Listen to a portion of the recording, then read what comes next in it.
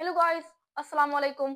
मेरा नाम मोहम्मद साइम है और मैं आज क्लास 9 का चैप्टर नंबर 4 बायोलॉजी का टॉपिक है five kingdom system of classification. यानी मैं आज क्लास 9 का chapter number first five kingdom system of classification को आपके साथ शेयर करने वाला हूं। तो five kingdom system of classification से मुराद क्या है?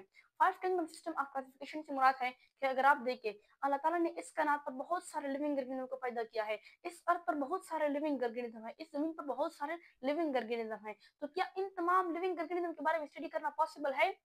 नहीं है। इनको हम इकट्ठा स्टडी नहीं कर सकते। तो साइंटिस्ट ने इसको मजीद फाइव किंगडम में तकसीम किया ताकि उनकी स्टडी में जरा आसानी हो, ताकि वो उनकी स्टडी पॉसिबल हो। तो इसलिए साइंटिस्ट ने इसको मजीद 5 ग्रुपों में, मजीद फाइव किंगडम में क्लासिफाई किया। तो किसने मजीद फाइव किंगडम में क्लासिफाई किया? Robert Whittaker classify all organism in five kingdom in 1969।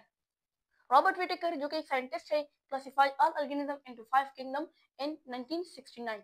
1969 में रॉबर्ट विटेकर जो कि एक साइंटिस्ट है, इसने तमाम लिविंग ऑर्गेनिज्म को पांच किंगडम में तकसीम किया, 5 ग्रुपों में तकसीम किया, क्लासिफाई किया, क्लासिफिकेशन की उसकी। तो इसके बाद जो है वो है basis of classification. Basis of classification से पहले हमको क्लासिफिकेशन और डिवीजन में फर्क करना होगा, उनके फर्क को जानना होगा कि क्लासिफिकेशन और डिवीजन में क्या फर्क है। तो डिवीजन सिंपली अगर कोई मुझे कहे कि सब स्टूडेंट है, 100 स्टूडेंट है, 100 स्टूडेंट है, इसको हम डिवाइड करें, तो मैं सिंपली कहूंगा कि 20 ए ग्रुप बनाए, 20 स्टूडेंट बी ग्रुप बनाए, 20 स्टूडेंट सी ग्रुप बनाए। तो ये पर मैंने क्या मैंने सिंपली डिवाइड किया 20 में। तो अगर कोई मुझे कहे कि इसको आप क्लासिफाई करें, इसके क्लासिफिकेशन करें, तो मैं कहूँगा क्लास 9 के ए ग्रुप बनाए, क्लास 10 वाले स्टूडेंट बी ग्रुप बनाए, क्लास 8 वाले स्टूडेंट सी ग्रुप बनाए। तो यहाँ पर मैंने क्या क्या क्लासिफिकेशन किया, क्योंकि क्लासिफिकेशन के लिए बेस की जरूरत पड़ती है। तो यहाँ पर मैंने बेस रखा क्लास की, क्या बेस रखा? क्लास की बेस रखा। तो क्लासिफिकेशन के लिए बेस की जरूरत पड़ती है। किस चीज की जरूरत पड़ती है? क्लासिफिकेशन के लिए हमको बेस की जरूरत पड़ती है। तो इस तरह लिविंग ऑर्गेनिज्म को फाइव किंगडम में क्लासिफिकेशन करना, उनकी क्लासिफिकेशन। तो क्लासिफिकेशन के लिए बेस की जरूरत पड़ती है, मैंने आपको पहले बताया। तो यहाँ पर भी बेसिस होती है। तो साइंटिस्ट ने इसको मतलब तीन बेसिस के बुनियाद पर इसको तकसीम किया है, इनकी क्लासिफिकेशन की है। तो वो तीन बेसिस क्या है? नंबर 1 जो है वो है यूनिसेलुलर इन मल्टीसेलुलर। नंबर 2 जो है वो है प्रोकैरियोटिक इन यूकैरियोटिक। नंबर 3 जो है वो है हेटेरोट्रॉफ और ऑटोट्रॉफ। हेटेरोट्रॉफ और ऑटोट्रॉफ हम इनके बाद पढ़ेंगे। तो चलो इनको बारे बारे से स्टडी करते हैं। तो इससे पहले हमने क्लासिफिकेशन, बेसिस ऑफ क्लासिफिकेशन, यानी क्लासिफिकेशन को बेसिस को स्टडी किया कि क्लासिफिकेशन के कुछ बेसिस होते हैं। तो इस तरह 3 बेसिस की बुनियाद पर साइंटिस्ट ने the kingdom system of classification, यानी द किंगडम सिस्टम की क्लासिफिकेशन की। साइंटिस्ट ने 3 बेसिस की बुनियाद पर द किंगडम सिस्टम की क्लासिफिकेशन की। वो 3 बेसिस कौन कौन से हैं? वो है नंबर 1 जो है वो है यूनिसेलुलर इन मल्टीसेलुलर ऑर्गेनिज्म। नंबर 2 जो है वो है प्रोकैरियोटिक इन यूकैरियोटिक। नंबर 3 जो है वो हेटेरोट्रॉफिक और ऑटोट्रॉफिक है। नंबर 1 जो है वो है unicellular organism and multicellular organism. तो यूनिसेलुलर ऑर्गेनिज्म कौन सा ऑर्गेनिज्म होते हैं? यूनिसेलुलर ऑर्गेनिज्म के डेफिनेशन किया, यूनिसेलुलर ऑर्गेनिज्म से क्या मुराद है? Unicellular organism those organism which are made up of only one cell. वो ऑर्गेनिज्म जो कि एक सेल से बने होते हैं। वो दूसरा organism which are made up of only one cell. वो organism which are made up of जो कि बने होते हैं ओनली वन सेल, एक सेल से। वो तमाम ऑर्गेनिज्म, जितनी भी लिविंग ऑर्गेनिज्म है इस अर्थ पर, इस कायनात में, जो एक सेल से बने होते हैं, एक सेल से बने होने वाले लिविंग ऑर्गेनिज्म को यूनिसेलुलर ऑर्गेनिज्म कहते हैं। And which we can not see with naked eyes, जिसको हम अपने आंखों के जरिए नहीं देख सकते, जिसको देखने के लिए हमें माइक्रोस्कोप के जरिए पड़ती है। क्यों पड़ती है? क्योंकि यूनिसेलुलर ऑर्गेनिज्म एक सेल से बने होते हैं और एक सेल बहुत छोटा होता है, उनको हम अपने आंखों के जरिए नहीं देख सकते। इस वजह से इसको हम देखने के लिए हमें माइक्रोस्कोप की जरूरत पड़ेगी। तो यूनिसेलुलर ऑर्गेनिज्म वो ऑर्गेनिज्म होते हैं जो कि एक सेल से बने हो। एक सेल से बने होने वाले जितनी भी लिविंग ऑर्गेनिज्म है, जितनी भी एक हेल्दी ऑर्गेनिज्म है, उन सबको यूनिसेलुलर ऑर्गेनिज्म कहते हैं। और यूनिसेलुलर ऑर्गेनिज्म को हम अपने आंखों के जरिए नहीं देख सकते, यूनिसेलुलर ऑर्गेनिज्म को हम देखने के लिए माइक्रोस्कोप की जरूरत पड़ेगी। तो यूनिसेलुलर ऑर्गेनिज्म के जो एग्जांपल है क्लामाइडोमोनास। क्लामाइडोमोनास क्या है? एक यूनिसेलुलर ऑर्गेनिज्म है। क्यों है? क्योंकि क्लामाइडोमोनास एक ही सेल से बना होता है। अमीबा, इस तरह अमीबा हुई। अमीबा क्या है? एक यूनिसेलुलर ऑर्गेनिज्म है। अमीबा, क्योंकि अमीबा भी एक ही सेल से बनी होती है, एटसेट्रा। क्लामोडोमोनास की मैंने डायग्राम भी ड्रा किया है कि क्लामोडोमोनास एक ही, मैंने पहले ही बताया कि क्लामोडोमोनास एक ही सेल से बना होता है। तो ये क्लामोडोमोनास का सेल है और इसका डायग्राम भी है। ये क्लामोडोमोनास का स्ट्रक्चर भी है और सेल भी है। सेल क्यों है? क्योंकि क्लामोडोमोनास एक ही सेल से बना होता है, तो ये क्लामोडोमोनास का सेल भी है। तो नंबर 2 जो है वो है multicellular organism. Multicellular organism those organism multicellular organism बिल्कुल यूनिसेलुलर ऑर्गेनिज्म की अपोजिट है। तो मल्टीसेलुलर ऑर्गेनिज्म क्या है? Those organism which are made up of more than one cell. वो ऑर्गेनिज्म जो कि एक सेल से ज्यादा सेल से बने हो उनको मल्टीसेलुलर ऑर्गेनिज्म कहते हैं। मल्टीसेलुलर ऑर्गेनिज्म दोज ऑर्गेनिज्म वो organism which are made up of जो कि बने होते हैं मोर देन वन सेल, एक से ज्यादा सेल से बने होते हैं। वो ऑर्गेनिज्म जो कि एक से ज्यादा सेल से बने हो उनको मल्टीसेलुलर ऑर्गेनिज्म कहते हैं। इस दुनिया में, इस कायनात में बहुत सारे लिविंग ऑर्गेनिज्म हैं। वो लिविंग ऑर्गेनिज्म जो कि एक सेल से ज्यादा सेल से बने हो उनको मल्टीसेलुलर ऑर्गेनिज्म कहते हैं। Multicellular organism which can be seen with naked eyes। Multicellular organism को हम अपने आंखों के जरिए देख सकते हैं क्योंकि मल्टीसेलुलर ऑर्गेनिज्म वन सेल से ज्यादा सेल से बने होते हैं और इसका स्ट्रक्चर भी बड़ा होता है, तो इसको हम अपने आंखों के जरिए देख सकते हैं। इसको देखने के लिए हमें माइक्रोस्कोप की जरूरत तो नहीं पड़ती। मल्टीसेलुलर ऑर्गेनिज्म वो ऑर्गेनिज्म होते हैं जो एक सेल से ज्यादा सेल से बने हो, चाहे वो दो हो चाहे वो थ्री हो, लेकिन एक सेल से ज्यादा सेल से जितनी भी लिविंग ऑर्गेनिज्म बने हो उनको मल्टीसेलुलर ऑर्गेनिज्म कहते हैं। For example human. ह्यूमन क्या है? ह्यूमन के अंदर बहुत सैकड़ों हजारों करोड़ों सेल है। तो ह्यूमन क्या हुआ? एक मल्टीसेलुलर ऑर्गेनिज्म है।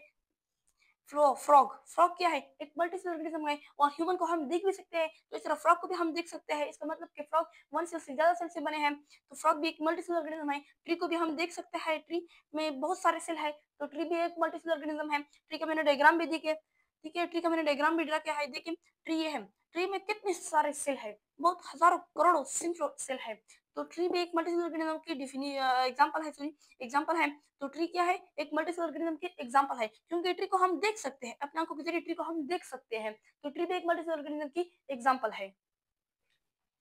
तो इससे पहले हमने नंबर 1 बेस को पढ़ा जिसकी बुनियाद पर साइंटिस्ट ने इन तमाम लिविंग ऑर्गेनिज्म को 5 किंगडम में क्लासिफाई किया है, जिसकी बुनियाद पर इन तमाम लिविंग ऑर्गेनिज्म को क्लासिफिकेशन की है 5 किंगडम में। तो नंबर 2 बेस जो है वो है प्रोकैरियोटिक सेल और यूकैरियोटिक सेल। कि प्रोकैरियोटिक सेल किसे कहते हैं, यूकैरियोटिक सेल किसे कहते हैं और इसके दरमियान डिफरेंस क्या है। तो प्रोकैरियोटिक सेल का मैंने डेफिनेशन लिखा है कि Prokaryotic cell is a simple small cell which do not have a true nucleus and no membrane bound organelles। Prokaryotic cell is a simple, यानी प्रोकैरियोटिक सेल जो है ये सिंपल सेल होगा, इसके अंदर ज्यादा ऑर्गेनेल्स नहीं होंगे, तो ऑर्गेनेल्स नहीं होंगे यानी ये सिंपल होगा। स्मॉल सेल यानी जब इनके अंदर ऑर्गेनेल्स ज्यादा नहीं होंगे तो ये स्मॉल भी होगा, ऑलरेडी इसकी साइज भी छोटी होगी, तो ये स्मॉल सेल होगा। We do not have a true nucleus, इनके अंदर ट्रू न्यूक्लियस नहीं होगा। अब ट्रू न्यूक्लियस से क्या मुराद है? ट्रू न्यूक्लियस से मुराद के इनके अंदर न्यूक्लियस होगा, मगर न्यूक्लियस के अंदर जो जेनेटिक मटेरियल होते हैं, जो हेरिडिटी मटेरियल होते हैं, उनके ऊपर न्यूक्लियर मेम्ब्रेन नहीं होगा। तो इससे मुराद ट्रू न्यूक्लियस, जब मेम्ब्रेन होता है, न्यूक्लियर मेम्ब्रेन होता है न्यूक्लियस पर, तो वो न्यूक्लियस ट्रू न्यूक्लियस होता है। लेकिन प्रोकैरियोटिक सेल में ट्रू न्यूक्लियस नहीं होगा and no membrane bounded organelles, और उनके अंदर जो वो मेम्ब्रेन नहीं हो, वो ऑर्गेनेल नहीं होंगे जिनके अंदर मेम्ब्रेन हो, जिनके ऊपर मेम्ब्रेन हो। तो नो मेम्ब्रेन बाउंड ऑर्गेनेल्स यानी इनके अंदर मेम्ब्रेन बाउंडेड ऑर्गेनेल्स नहीं होंगे। There DNA floats freely in the cytoplasm, और उनके जो डीएनए होते हैं उनकी जो डीएनए होती है वो साइटोप्लाज्म में फ्रीली फ्लोटिंग कर सकेगी, क्योंकि डीएनए न्यूक्लियस के अंदर है। तो डीएनए न्यूक्लियस के अंदर होती है, तो न्यूक्लियस पर जब न्यूक्लियर मेम्ब्रेन नहीं होती है तो डीएनए फ्रीली फ्लोटिंग साइटोप्लाज्म में कर सकती है। तो अगर आपसे कोई पूछे कि प्रोकैरियोटिक सेल किसे कहते हैं, तो आपने सिंपली बताना है कि prokaryotic cell is a simple cell, यानी प्रोकैरियोटिक सेल जो है वो सिंपल होगा। स्मॉल सेल यानी वो स्मॉल सेल होगा, उसकी साइज जो होती है वो छोटी होगी। Which do not have true nucleus, उनके अंदर ट्रू न्यूक्लियस नहीं होगा, यानी न्यूक्लियर मेम्ब्रेन न्यूक्लियस पर नहीं होगा। And no membrane bounded organelles, उन पर उन प्रोकैरियोटिक सेल में वो तमाम ऑर्गेनेल नहीं होंगे जिनके ऊपर मेम्ब्रेन बाउंडेड ऑर्गेनेल्स, जो मेम्ब्रेन बाउंड ऑर्गेनेल्स यानी उनके अंदर जो मेम्ब्रेन बाउंड ऑर्गेनेल्स होंगे वो एब्सेंट होंगे, प्रेजेंट नहीं होंगे। There DNA floats freely in the cytoplasm, और उनकी जो डीएनए होती है वो फ्रीली फ्लोटिंग कर सकती है साइटोप्लाज्म में। तो ये आपको प्रोकैरियोटिक सेल भी खत्म हो गया, और साथ साथ में हम प्रोकैरियोटिक सेल का डायग्राम भी ड्रा किया है। फॉर एग्जांपल प्रोकैरियोटिक सेल में एग्जांपल है प्रोकैरियोटिक सेल के कि बैक्टीरिया क्या है? बैक्टीरिया एक प्रोकैरियोटिक सेल की एग्जांपल है। आर्किया क्या है? एक प्रोकैरियोटिक सेल की एग्जांपल है। तो ये मैंने प्रोकैरियोटिक सेल की डायग्राम भी ड्रा की है। यहाँ पर देख प्रोकैरियोटिक सेल में ये न्यूक्लियस है, मगर न्यूक्लियस पर ऐसा न्यूक्लियर मेम्ब्रेन होता है, लेकिन प्रोकैरियोटिक सेल में वो मेम्ब्रेन नहीं होती है। तो इस वजह से इनके अंदर वो ट्री न्यूक्लियस नहीं होता है। नो मेम्ब्रेन बाउंडेड ऑर्गेनिज्म, इनके अंदर वो तमाम ऑर्गेनिज्म नहीं होती है जिनके ऊपर मेम्ब्रेन हो, तो मेम्ब्रेन बाउंडेड ऑर्गेनिज्म नहीं होती है इनके अंदर। तो ये आपका प्रोकैरियोटिक सेल भी खत्म हो गया। अब नेक्स्ट जो है वो है यूकैरियोटिक सेल। कि यूकैरियोटिक सेल कैसे कहते हैं, यूकैरियोटिक आप समझिए कि यूकैरियोटिक सेल बिल्कुल प्रोकैरियोटिक सेल की अपोजिट है। तो यूकैरियोटिक सेल किसे कहते हैं, eukaryotic cell is a complex larger cell which have a true nucleus and membrane bounded organelles. Eukaryotic cell बिल्कुल इसके अपोजिट है। Eukaryotic cell is a complex. इन यूकैरियोटिक सेल जो यूकैरियोटिक सेल जो होता है वो कॉम्प्लेक्स होगा, उनके अंदर बहुत सा ज्यादा ऑर्गेनेल्स मौजूद होंगे। लार्जर सेल उनकी साइज भी लार्ज होगी, क्योंकि जब उनके अंदर ज्यादा ऑर्गेनेल्स मौजूद होंगे तो उनकी साइज भी ऑलरेडी लार्ज होगी, यानी ज्यादा बड़ी होगी। तो यूकैरियोटिक सेल जो होगा वो लार्ज सेल होगा और कॉम्प्लेक्स होगा, विच है वो ट्रू न्यूक्लियस। उनके अंदर ट्रू न्यूक्लियस होगा। ट्रू न्यूक्लियस मैं आपको पहले भी समझाया, अब भी समझा रहा हूँ कि न्यूक्लियस, ट्रू न्यूक्लियस वो न्यूक्लियस होता है जिसके ऊपर न्यूक्लियर मेम्ब्रेन हो, जिनके ऊपर न्यूक्लियर मेम्ब्रेन हो, जिनमें हेरिडिटी मटेरियल जो होते हैं, जो जेनेटिक मटेरियल होते हैं, उनके ऊपर जो न्यूक्लियर मेम्ब्रेन होता है। जो ट्रू न्यूक्लियस वो न्यूक्लियस होता है जिनके ऊपर न्यूक्लियर मेम्ब्रेन हो। तो प्रोकैरियोटिक सेल में वो न्यूक्लियस होगा जिनके ऊपर न्यूक्लियर मेम्ब्रेन हो, तो इससे प्रोकैरियोटिक सेल में ट्रू न्यूक्लियस होगा। एंड मेम्ब्रेन बाउंडेड ऑर्गेनेल्स, और उनके अंदर वो तमाम ऑर्गेनेल्स मौजूद होंगे जिनके ऊपर मेम्ब्रेन हो, जिनके ऊपर मेम्ब्रेन हो, तमाम ऑर्गेनेल्स इनके प्रोकैरियोटिक सेल में प्रेजेंट होंगे। There DNA is include inside the nucleus, और इनके जो डीएनए होती है, जिन डीएनए होंगे वो न्यूक्लियस में बंद होंगे। क्यों बंद होंगे, क्योंकि न्यूक्लियर मेम्ब्रेन होगा न्यूक्लियस के ऊपर, तो इस वजह से डीएनए भी न्यूक्लियस में बंद होगी। तो इस वजह से वो डीएनए जो यूकैरियोटिक सेल की जो डीएनए होती है वो फ्रीली फ्लोटिंग नहीं कर सकती साइटोप्लाज्म में, क्योंकि उनके ऊपर वो न्यूक्लियर मेम्ब्रेन होगा, तो इसलिए वो फ्रीली फ्लोटिंग नहीं कर सकती साइटोप्लाज्म में। तो प्रोकैरियोटिक सेल की मैंने एग्जांपल भी लिखे हैं। फॉर एग्जाम्पल एनिमल क्या है, एनिमल की सेल जो है वो है यूकैरियोटिक सेल। एनिमल की सेल यूकैरियोटिक सेल होती है। इस तरह प्लांट हो गई, प्लांट क्या है, प्लांट की सेल क्या है, प्लांट की सेल भी यूकैरियोटिक सेल होती है। प्लांट की जो सेल होती है वो यूकैरियोटिक सेल होती है। इस तरह फंजाई की जो सेल होती है वो भी यूकैरियोटिक सेल होती है। फंजाई की जो सेल होती है वो भी यूकैरियोटिक सेल होती है। तो यूकैरियोटिक सेल की मैंने इधर डायग्राम भी ड्रा किया है। तो ये क्या है, ये है न्यूक्लियस। तो ये है न्यूक्लियस। अब देख न्यूक्लियस के ऊपर ये क्या है, तो यूकैरियोटिक सेल में ये क्या है, इसके न्यूक्लियर मेम्ब्रेन है। क्या है, न्यूक्लियर मेम्ब्रेन प्रेजेंट, यानी यूकैरियोटिक सेल में न्यूक्लियस के ऊपर जो मेम्ब्रेन होती है, न्यूक्लियर मेम्ब्रेन होती है, वो प्रेजेंट होगी। All membrane bounded organelles present, और उनके साथ साथ वो ऑर्गेनेल्स भी मौजूद होंगे जिनके ऊपर मेम्ब्रेन हो, जिनके ऊपर मेम्ब्रेन हो वो ऑर्गेनेल्स भी साथ में मौजूद होंगे। तो ये प्रोकैरियोटिक और यूकैरियोटिक, यानी आपका नंबर 2 बेस भी खत्म हो गया। तो चलो नंबर 3 बेस को स्टार्ट करते हैं। तो वही अब जो सबसे लास्ट बेस बचा वो है हेटेरोट्रॉफिक ऑर्गेनिज्म और ऑटोट्रॉफिक ऑर्गेनिज्म, जिसकी बुनियाद पर साइंटिस्ट ने इन तमाम लिविंग ऑर्गेनिज्म को 5 किंगडम में तकसीम किया है। जिसकी बुनियाद पर इन तमाम लिविंग ऑर्गेनिज्म को क्लासिफिकेशन, इन तमाम लिविंग ऑर्गेनिज्म की क्लासिफिकेशन की है इनटू 5 किंगडम। तो वो क्या है, वो है हेटेरोट्रॉफिक ऑर्गेनिज्म और ऑटोट्रॉफिक ऑर्गेनिज्म। तो हेटेरोट्रॉफिक ऑर्गेनिज्म कैसे कहते हैं, तो फर्स्ट हम हेटेरोट्रॉफिक ऑर्गेनिज्म को एक्सप्लेन करेंगे कि what is heterotrophic organism. Heterotrophic organism, heterotrophs are organisms that cannot make their own food. They get energy by eating other organisms. Heterotrophs are organisms. First heterotroph जो है ये एक organism है। बस first बात तो क्लियर हो, पहली बात तो क्लियर होगी कि heterotrophs are organism। heterotroph जो है ये एक organism है that cannot make their own food।